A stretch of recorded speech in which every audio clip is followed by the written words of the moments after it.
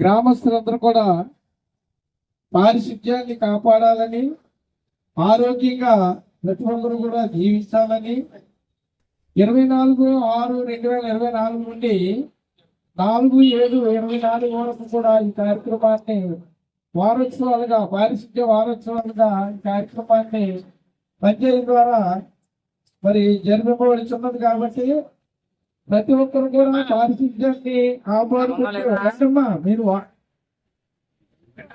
ఆరోగ్యంగా ఉండాలనే ఉద్దేశంతో ఈ కార్యక్రమాన్ని గ్రామంలో ప్రజలకు ఆరోగ్యంపై అవగాహన కార్యక్రమాన్ని చేయాలనే ఉద్దేశం ప్రతి వీధిలో, ప్రతి సందులో మరి పరిసరాలను పరిశుభ్రంగా ఉంచుకోవాలని, కాచి వడగాల్సినటువంటి నీళ్లు త్రాగాలని, మన డ్రైన్స్ అన్ని కూడా శుభ్రంగా ఉంచాలని, ఆరోగ్యాన్ని కాపాడుకుంటూ ముందుకు సాగాలని ఈ కార్యక్రమాన్ని ఈ వారోత్సవాలు జరుగుతుంది. ప్రభుత్వ ఆఫీసులందరినీ కోరుతూ ఈ ర్యాలీ అవగాహన సదస్సును ప్రారంభించి ప్రతి ఇల్లు, ప్రతి డ్రైన్ మరి శుభ్రంగా ఉంచుకొని మరి కలిసి ఇది చర్చకు అయితే మరి మేము పంచాయతీ ఎంత సహకరిస్తుందండి. మీరు చెత్త మీ నుంచి వచ్చి చెత్తను డస్ట్బిన్లో పెట్టండి.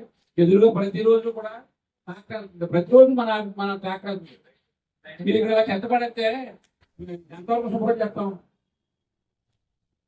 మీలో అవేర్నెస్ కాకపోతే మీ పంచాయతీ ఎంతవరకు నిలబడుతుంది. Thank you sir.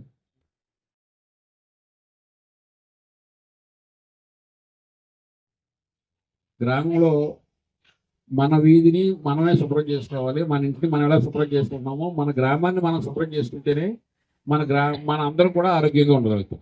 అంతే కదమ్మా. దీనికి ఫస్ట్ మీరు పిల్లలకి అవగాహన కలగాలి. మనం ట్రైన్ ప్రతి ఇళ్లలోనే కూడా చేసేది ఏంటంటే ఆ ఇంట్లోని శుభ్రంగా ఆ ఊడ్చి చెత్తని అక్కడ మనం డస్ట్బిన్ లో కూడా ఎక్కడ వేయకుండా ఆ డ్రైన్ లో వేసేయడం. ఆ డ్రైన్ వెళ్ళేమో మొత్తం అన్ని కూడా స్టాగ్నెంట్ అయిపోయి చెత్త మనం నీరు డ్రైన్ నుంచి వచ్చే నీరు ఫ్లో అవ్వకుండా అక్కడే స్టాగ్నెంట్ అయిపోయి అది అలాగే దోమలకి కారకాలు అవుతాయి. ఈ దోమల కారకాలు అయితే డెంగ్యూ, మలేరియా, ఈ మధ్యకాలంలో అయితే పెద్ద పెద్ద వైరస్, కరోనా వైరస్ కూడా మనకు వచ్చాయి.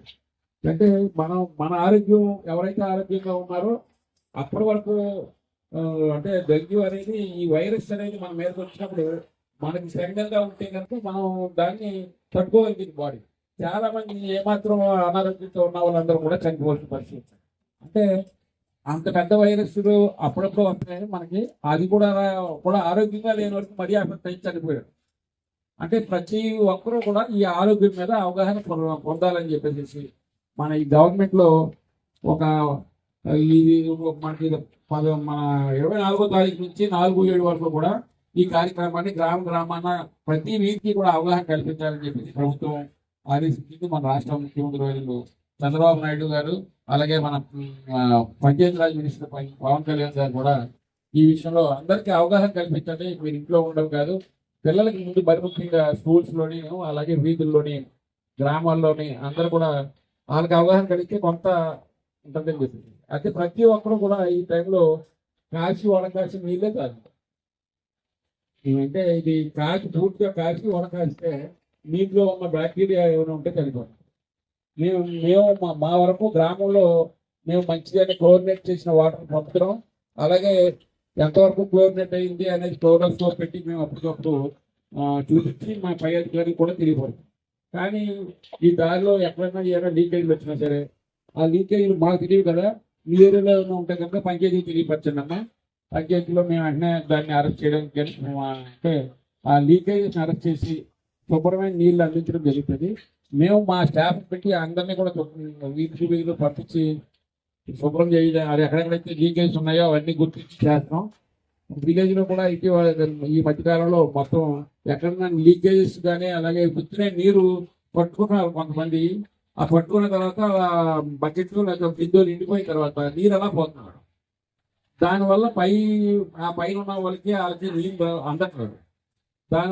అది నీటిని మట్టుకు మనం శుభ్రంగా పొదుపుగా వాడాలి, మనకు కావాల్సినంత వాడుకోవాలి.